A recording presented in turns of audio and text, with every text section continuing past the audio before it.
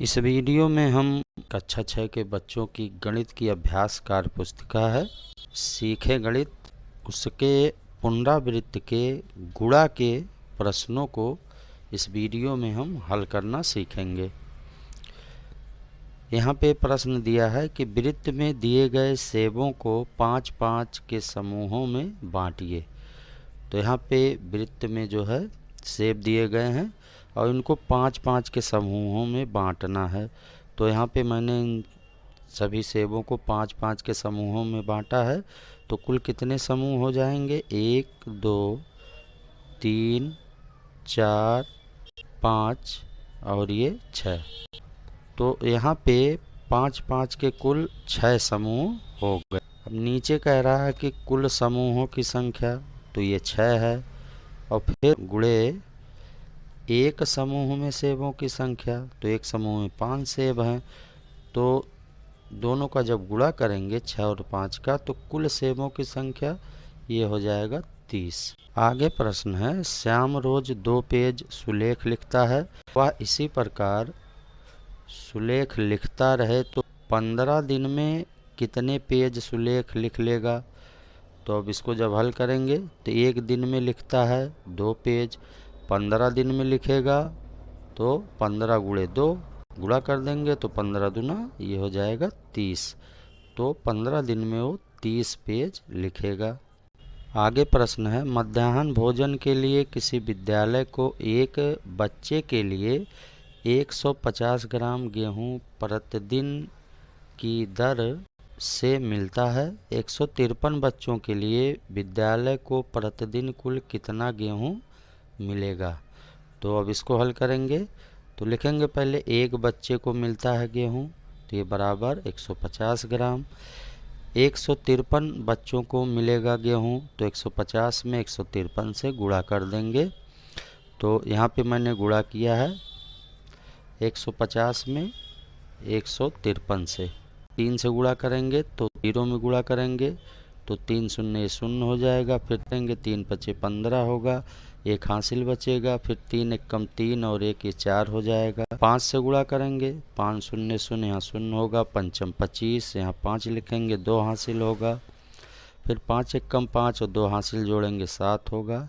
फिर 1 से गुणा करेंगे, 1 शून्य शून्य 1 पच्चे 5 और 1 एक कम 1। अब जोड़ लेंगे सबको, यहाँ शून्य होगा, 5 में शून्य जोड़ेंगे 5 होगा, 4 5 और शून्य जोड़ेंगे ये 9 होगा, 7 5 जोड़ेंगे 12 होगा, एक हासिल बचेगा 1 और एक हासिल ये 2 हो जाएगा। तो कुल हो जाएगा 22,950 ग्राम। ये 153 बच्चों को मिलेगा। किलोग्राम में बदल लेंगे तो हम जानते हैं कि 1 किलोग्राम बराबर 1000 ग्राम होता है, तो इसमें हम 1000 से भाग कर देंगे तो ये आ जाएगा 22 किलो 950 किलोग्राम। आगे प्रश्न कह रहा है, एक क्रिकेट मैच में सचिन ने 3 छक्के और 7 चौके लगाए। चौके और छक्के से उसने कुल कितने रन बनाए? तो एक छक्का में रन बराबर ये होता है 6, तो 3 छक्का में रन ये हो जाएगा 6 गुणे 3, 3 छक 18। फिर एक चौका में रन ये 4 रन होता है, तो 7 चौकों में रन हो जाएगा 4 गुणे 7, तो 7 चौक 28। कुल रन हो जाएगा 18 28 जोड़ लेंगे तो ये हो जाएगा 46। तो सचिन ने चौके और छक्के से कुल 46 रन बनाए, यही उत्तर है। अब आगे यहाँ प्रश्न दिया गया है, कह रहा है 54,573 गुणे 386 इन दोनों का मान सारणी से निकालिए। तो यहाँ पे देखिए ये 5 जो है गलत छपा है, इसका मान होगा 4,573 गुणे 386। तो इसको सही कर लेंगे, ये 5 काट देंगे। अब इनका गुणा हमें सारणी के हिसाब से करना है। तो सबसे पहले 4,573 को स्थानीय मान के आधार पर बांट लिया गया है, जैसे 3 और फिर ये 7 जो है यहाँ 70, फिर जो 5 है वो 5 सैकड़े पे है 500, और 4 जो है ये 1000 के स्थान पे ये 4000। अब पहला जो यहाँ कह रहा है 6 इकाई का गुणा, तो यहाँ 386 में 6 इकाई है, इसका जो है इन सब में गुणा किया गया। जैसे 3 में 6 का गुणा करेंगे तो 18 होगा, फिर 70 में 6 से गुणा कर 742 420 हो जाएगा। फिर 6 का गुणा 5 में करेंगे तो 6 पच्चे 30 3000 होगा। फिर उसके बाद 6 का गुणा 4 में करेंगे तो 6 चौक 24, ये हो जाएगा 24,000। अब इसी तरह से अब 8 दहाई का गुणा, 8 दहाई का मतलब 80 होता है। अब 80 से 3 में गुणा करेंगे तो ये हो जाएगा 240। फिर 80 से हम 70 में गुणा करेंगे 5600। फिर 80 का गुणा हम 500 में करेंगे तो ये हो जाएगा 40,000। 80 का गुणा हम 4000 में करेंगे तो ये हो जाएगा 3,20,000। अब 3,20,000, 40,000, 5,600, 240, इन सबको जोड़ लेंगे जैसे यहाँ पे ऊपर जोड़ लिया गया है और यहाँ आया है 27,438। अब इनको जब जोड़ेंगे तो ये आएगा 3,65,840। अब फिर इसके बाद 3 सैकड़ा है, सैकड़े का गुणा होगा। यहाँ 3 सैकड़े का आप गुणा करेंगे 300 से हम, तो 3 में 300 से गुणा करेंगे तो ये हो जाएगा 900। फिर 300 से 70 में गुणा करेंगे तो ये होगा 21,000। फिर 300 का गुणा 500 में करेंगे तो ये होगा 1,50,000। 3 सैकड़े का गुणा अब 4000 में करेंगे तो जब गुणा करेंगे तो ये होगा 12 लाख। अब 12 लाख, 1,50,000, 21,000 और 900, इन सबको जोड़ेंगे तो ये आएगा 13,71,900।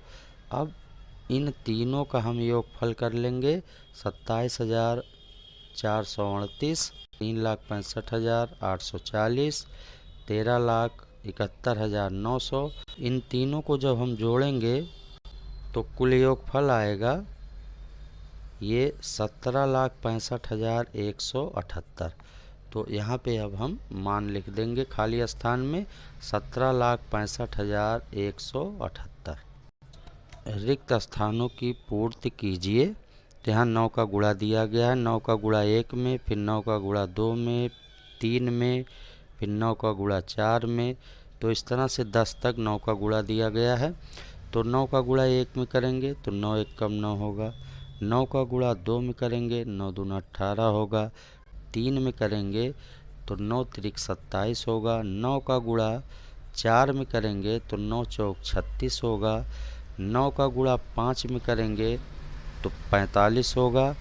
9 का गुणा 6 में करेंगे तो 54 होगा। 9 का गुणा 7 में करेंगे तो 63 होगा। 9 का गुणा 8 में करेंगे तो 72 होगा। 9 का गुणा 9 में करेंगे 81 होगा।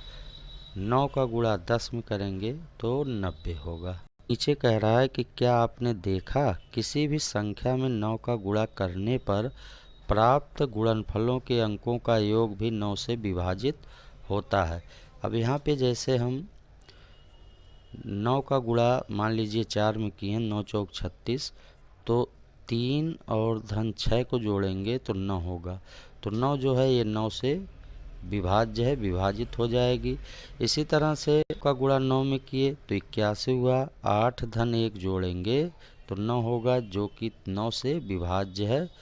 तो यहाँ पे यही कह रहा है कि जब हम किसी संख्या में 9 से गुणा करेंगे तो जो गुणनफल प्राप्त होगा उनके अंकों को जब हम जोड़ेंगे तो जो हमको प्राप्त होगा वो संख्या 9 से विभाजित हो जाएगी। यही यहाँ पे बताया गया है। अब इसके बाद खाली खानों को चित्रानुसार गुणा करके भरिए। तो यहाँ पे अब देखिए गुणा करना हमें 1 और 2 का गुणा करेंगे 2 1 कम 2 होगा। 2 और 3 का गुणा करेंगे 2 3 6 होगा। 3 और 4 का गुणा करेंगे 12 होगा। 4 5 का गुणा करेंगे 20 होगा। 5 और 6 का गुणा करेंगे 30 होगा। अब इसी तरह से 2 और 6 का गुणा करेंगे 12 होगा। 6 और 12 का गुणा करेंगे 72 होगा। 12 और 20 का गुणा करेंगे 240। फिर 20 और 30 का गुणा ये 600। अब 12 और 72 का गुणा ये होगा 864। 72 और 240 का गुणा ये होगा 17,280। 240 और 600 का गुणा 1,44,000। अब इसके बाद 864 का गुणा हम 17,280 से करेंगे तो यहाँ पे हमको ये संख्या प्राप्त होगी। ये होगा 1,49,29,20। उसके बाद 17,280 और 1,44,000 इनका आपस में गुणा करेंगे तो ये आएगा 2,48,83,20,000। अब इसके बाद हमको गुणा करना है ये इसको और इसको, 1,49,29,20 और 2,48,83,20,000 इन दोनों का जब गुणा करेंगे तो हमको ये संख्या प्राप्त होगी। संख्या होगी ये 3,7,1,5,0,0,8,5,3,4 और उसके बाद 1 2 3 4 5 बार शून्य रहेगा। अब ये संख्या कितनी है, ये संख्या अगर इसको हमें पढ़ना है तो ये हो जाएगा इकाई, दहाई, सैकड़ा, हजार, 10,000, लाख, 10 लाख, करोड़, 10 करोड़, अरब, 10 अरब, खरब, 10 खरब, नील, 10 नील, पदम, 10 पदम। इस संख्या को अगर हम शब्दों में लिखेंगे तो ये होगा 37 पदम, 15 नील, 4 खरब, 18 अरब, 53 करोड़, 44 लाख। ये जो संख्या होगी ये शब्दों में यही होगी। अब आगे प्रश्न है सही मिलान कीजिए। तो यहाँ 14 गुणे 7 है तो 14 सते 98, इससे इसका मिलान करेंगे। फिर 18 गुणे 9 है तो 18 9 162, इससे करेंगे। फिर 9 गुणे 0 तो 9 में 0 का गुणा है तो इसका मिलान 0 गुणे 9, इससे करेंगे। फिर 105 है तो 15 सत्ते 105, इससे मिलान करेंगे। फिर इसके बाद 12 गुणे 8 है तो 12 अट्ठे 96, टक्का 96, इनसे इन दोनों का मिलान करेंगे। यहाँ 55 दिया गया है और यहाँ 11 गुणे 5 है तो इसका मिलान इससे करेंगे, 11 पचे 55। फिर 10 गुणे 7 है तो इसका मिलान 70 से करेंगे, 10 सते 70 होता है। फिर 1 और 7 का गुणा है तो 7 एकम 7, इसका मिलान 7 से करेंगे। फिर 16 गुणे 8 है तो इसका मिलान हम 8 गुणे 16 से करेंगे। आगे प्रश्न है निम्न कथनों में सत्य असत्य अंकित कीजिए। पहला है किसी संख्या में शून्य से गुणा करने पर गुणनफल का मान उसी संख्या के बराबर होता है, ये गलत होगा। किसी संख्या में शून्य से गुणा करेंगे तो मान जो होगा गुणनफल वो शून्य होता है। फिर दूसरा, शून्य में किसी संख्या का गुणा करने पर गुणनफल शून्य होता है, ये सत्य है, सही है। फिर किन्हीं दो संख्याओं में गुणनफल में संख्याओं के क्रम परिवर्तन का कोई फर्क नहीं पड़ता, ये भी सही है। फिर किसी संख्या में 1 से गुणा करने पर गुणनफल का मान संख्या के बराबर होता है, ये भी सत्य है। आगे है जब किसी संख्या में उसी संख्या को 1 से अधिक बार जोड़ते हैं उसे गुणा कहते हैं, तो ये भी जो है सही है। आगे प्रश्न है हल कीजिए। तो यहाँ पे दिया है 45,650 और इसमें गुणा करना है 45 से। तो अब इसको गुणा करेंगे, पहले 5 से करेंगे, 5 शून्य शून्य होगा। फिर 5 से 5 में पंचम 25, यहाँ 25 होगा, 2 हासिल बचेगा। 5 छक 30 और 2 जोड़ेंगे 32 होगा, 3 हासिल होगा। फिर 5 पंचम 25 और 3 जोड़ेंगे 28, यहाँ 8 होगा, 2 हासिल। फिर 5 चौक 20 और 2 22, ये 22 हो जाएगा। फिर अब 4 से गुणा करेंगे, 4 शून्य शून्य, यहाँ शून्य लिखेंगे। 4 पच्चे 20, यहाँ शून्य लिखेंगे, 2 हासिल। 4 छक 24 और 2 26, यहाँ 6 लिखेंगे, 2 हासिल। फिर 4 पच्चे 20 और 2 22, यहाँ 2 लिखेंगे, 2 हासिल। और उसके बाद 4 चौक 16 और 2 18, यहाँ 18 लिखेंगे। अब इनको जोड़ेंगे, यहाँ शून्य होगा, 5 शून्य जोड़ेंगे, यहाँ 5 होगा, 2 शून्य जोड़ेंगे 2 होगा, 8 और 6 जोड़ेंगे 14 होगा, 1 हासिल बचेगा, 2 2 4 और 1 हासिल जोड़ेंगे 5, 2 और 8 जोड़ेंगे 10 होगा, यहाँ शून्य होगा, 1 हासिल 1 1 2। तो इस तरह से मान प्राप्त होगा 20,54,250। अब यहाँ पे दिया है 45 गुणे 45,650।